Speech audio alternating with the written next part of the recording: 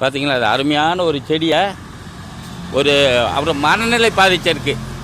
மனநிலை பாதிச்சிருக்கனால அவர் இந்த பூவை பறிச்சிட்டார். நல்ல வேளை நான் பார்த்தேன். நான் அறிவுரை சொல்லியிருக்கேன், இந்த மாதிரிலாம் செய்யக்கூடாது, இந்த மாதிரி பண்ணிடலாம் உங்களை போலீஸில் அரெஸ்ட் பண்ணுறது சொல்லிடுவேன். அதனால இது பொதுமக்கள் எல்லாருமே இது பார்க்கணும். ஏன்னாட்டா யார் கை வைக்கிறா, யாரை ஒடிக்கிறா, என்ன செய்கிறா அப்படிங்கிறத கொஞ்சம் கண்காணிக்கணும். யாரோ வச்சுருக்காங்க, நமக்கு என்ன நினைக்கக்கூடாது.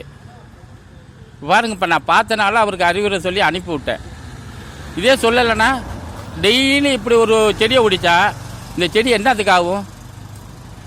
கொஞ்சம் மனசாட்சி இல்லாமல் நம்மளும் ரோட்டில் நடக்கிறோம்னு சொல்லி இருக்கக்கூடாது. யாருக்காண்டு வச்சுருக்குது?